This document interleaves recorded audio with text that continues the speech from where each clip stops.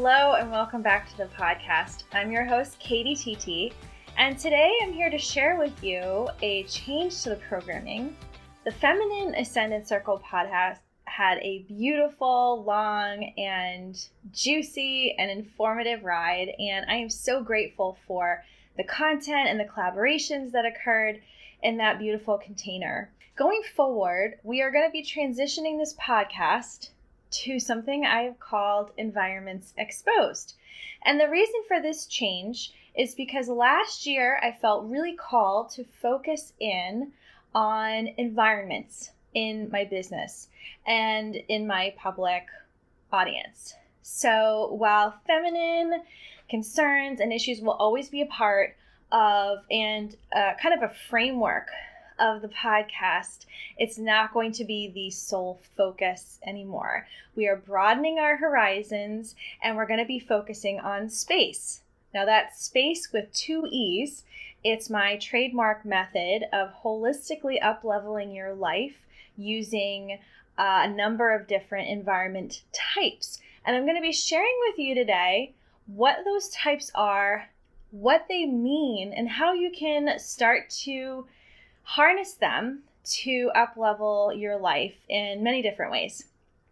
So with that and the gratitude for the Feminine Ascendant Circle podcast, let's move on to Environments Exposed.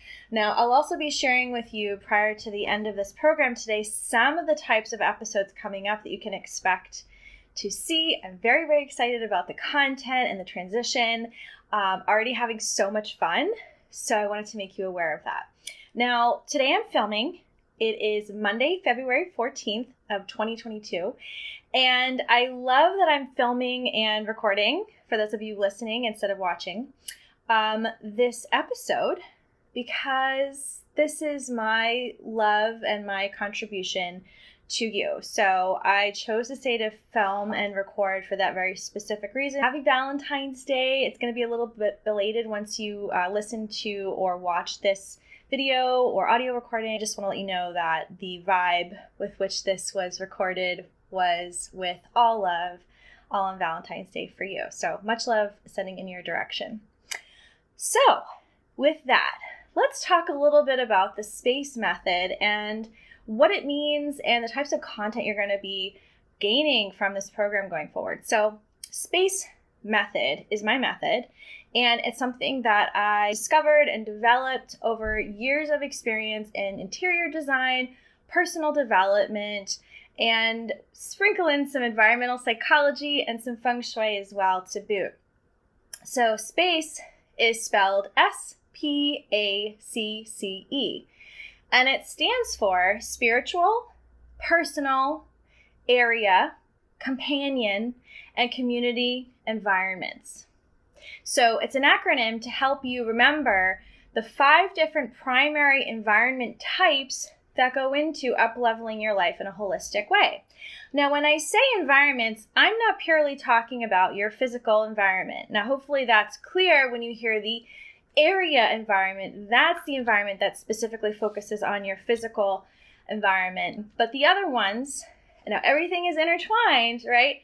But the other ones are speaking into environments that exist beyond physical space or area, okay? So what I mean by that is, and probably the easiest way to define it is that environment is essentially something that you are creating a relationship and a context with, okay? When you think about, for example, your physical environments, your area environments, you're creating a relationship with the area around you, directly surrounding you, okay? And so that's probably the simplest way to look at it. And of course, I'll put a better outline definition somewhere in the text of this material so that you can have that and save it. But that's essentially what that means. So we talk about spiritual environments. I'm really talking about your relationship with spirit or with energy. If you don't believe in God or the universe as a higher power, that's not for everyone.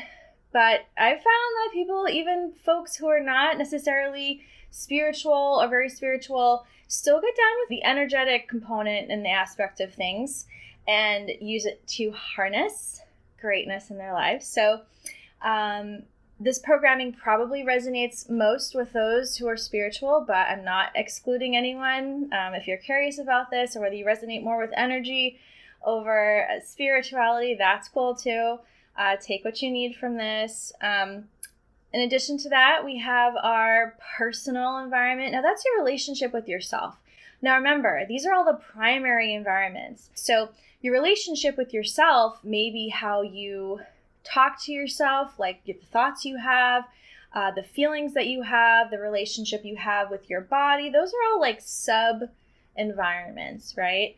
So your personal environment is a relationship that you are creating and cultivating, and the context that you have with yourself. After that, we have our area environments. Now, that's your physical surroundings.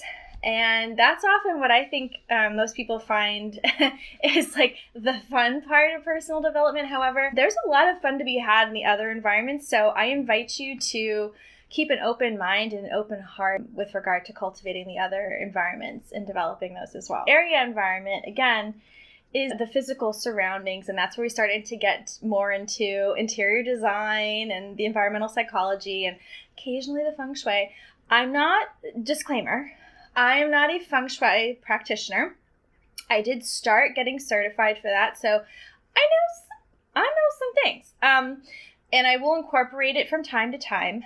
However, what I found about Feng Shui is that done well, in a way that I properly, and from my point of view, it's actually very technical.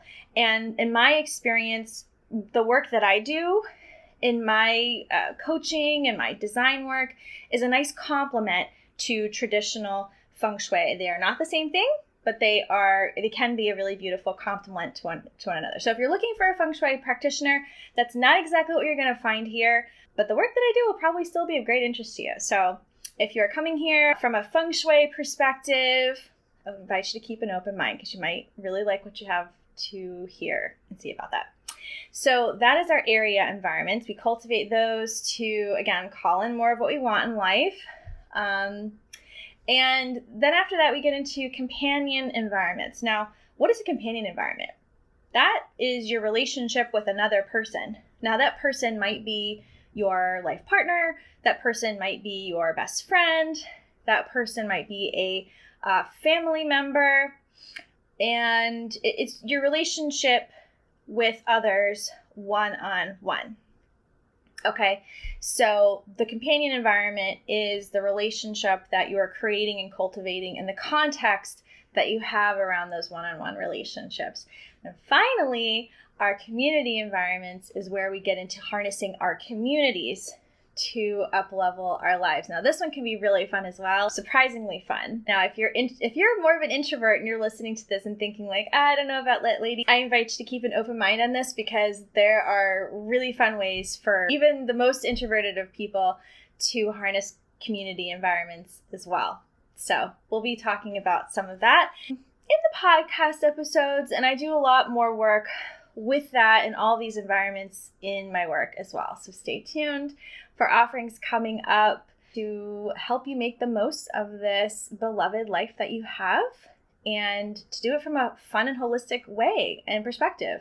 Now, if you are on this podcast, it's very likely that you are a female or feminine leaning or feminine or female identifying person. Everyone is welcome, but that is what I found is a tendency for what I attract, and it's really how I'm gearing my content. Additionally, you're probably creative, you might be artistic, and you are probably resonate with being sensitive or empathic as well. And I really created this model to work for that specific type. There's so many ways to up-level and maximize your life experience. There are so many different coaching methodologies out there.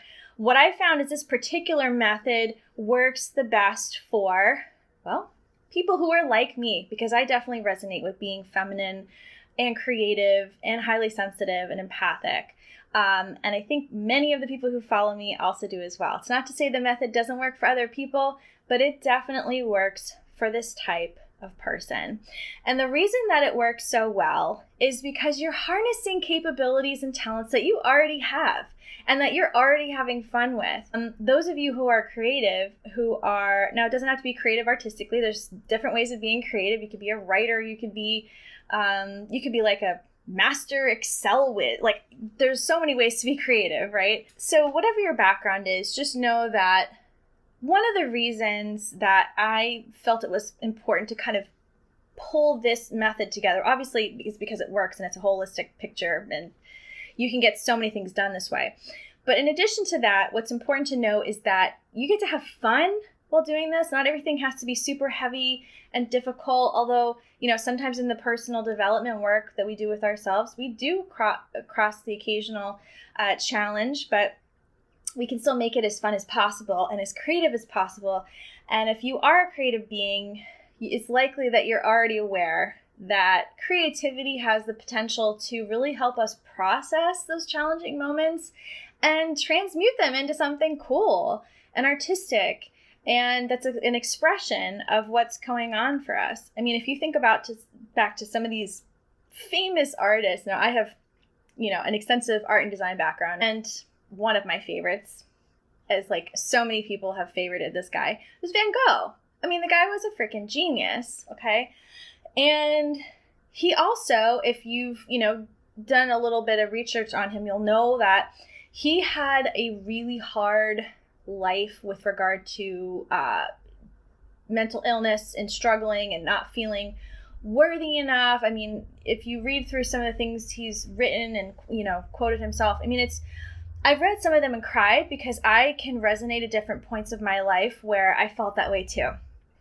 Those of us who are creative, I have found, not everyone, but many of us tend to be emotional. And that means we run the gamut of, sometimes the highs and the lows and the ins and outs. And we felt every feeling there is on the map. I believe that artists and creatives tend to be very in tune with this. And Van Gogh is no exception, and I really resonate with his work. He was able to transmute so much of his pain and his challenges into artwork that is still celebrated hundreds of years later. I mean, it's magnificent, right? So he's truly remarkable, and so are you. And so what I want to share with you is that whatever kind of challenges you might have had in your life now or 5 or 10 years ago, you can transmute those things into your amazing life. Because we're talking about and I have an art history background too, so pardon the jargon, but you can curate your life in a way, right? You are the curator and the designer of your own life. So that's where this beautiful artistic and creative and transmutative quality comes in. You're already doing it. So let's harness those qualities and those talents that you already have and just apply them in a holistic fashion to up-level your life. Now, when I talk about the different environments, we're not like constantly looking at all 5 to up-level. They're really just a framework. You may find that you want to manifest love, but you only really resonate with a few of the environments as far as like harnessing them. That's fine. The reason I include them is because it's holistic. So if you do work on all 5 and harness all 5 environments, remember that SPACCE, then you're going to see massive results and very quickly. So that's why it's a holistic framework. You ever heard of the term upward or downward spiral? This is more like an upward spiral, right? Like where you're harnessing everything all at once. You have the opportunity, if you want to dedicate and devote that much energy and time. My gosh, the times where I've experienced really high levels of growth are often when I have focused on all at once. And I really just committed to myself and my journey and just saw like huge results. Month, 2 months, 3 months max. Like, it was incredible. So I'll offer you that. But again, sometimes that's not something you can commit to, right? Maybe you want to focus on manifesting love, calling in love, and you don't really have the bandwidth for whatever reason to focus on your community environment to harness it. Maybe you can only focus on 1 or 2 areas to up-level it, and that's fine. That's totally fine, right? I know that we're all approaching this work from different, I say work, this experience. It's not all work. Some of it's really fun. Some of it's playful. Approaching the experience from a place of like, well, a certain number of hours per week or day, or I'm a mom, or I'm a busy professional, or I only have this, energy capacity, right? You got to keep your capacity in mind. So that being said, this is going to look a little bit different for everyone. Some have this kind of experience will find that the experience is more gradual, and some will find that it's really, really rapid because they're so focused and so committed. So the level of transformation you experience is really up to you. Now, I'm speaking about this from my work and my practice as a whole, but what we go over in these podcasts will vary. You always have the option to check in with me and see if I have any offerings at the time to work one-on-one, or eventually maybe do a group. I have courses available as well. But as far as the podcast, so that's, kind of an overall viewpoint, right? I'm talking about the work that I do as a whole. When it comes to this podcast, though, we are going to be covering topics in every single category. We're going to be talking, actually, the first episode we have falls into the spiritual category. And the ones after that are going to vary, right? So I have a couple of different other ideas in mind for some of the topics and some of the folks we're going to interview. But I will tell you that some of the topics include everything from food to space planning and corporate environments. I mean, we really run the gamut. And it's important to note because there's so much to be gleaned from all these different types of experiences. And what you learn from these podcast episodes, whether you have a direct connection, emotionally or past experience-wise to a particular episode, there's a lot to be gleaned from it. So I'm very excited. Our first episode, like I mentioned, is going to be in the spiritual realms, and actually it's going to be about love. So speaking of love, I had mentioned this earlier, if you're looking to, and because I'm recording this on Valentine's Day, if you're looking to call in love this year, I would highly recommend listening to our very first episode coming up next week. And it's going to be fun. It's really fun. We're going to be talking about manifesting love with the moon. My first guest is really awesome, and she's going to talk about how to do that. Super fun. So I hope that covers any questions you might have about the transition to a new podcast. Again, the Feminine Ascendant Circle, so grateful for that. What was created in that container, we had so many excellent, knowledgeable experts co-creating that space. Learned a lot and just had a ball. So very, very grateful for that. And as we head into the next phase of this podcast called Environments Exposed, again, we'll be focusing on environments and how we can harness them to have massively awesome impacts in our lives. So I invite you to stay tuned. We'll see you on the next episode. Have a beautiful one.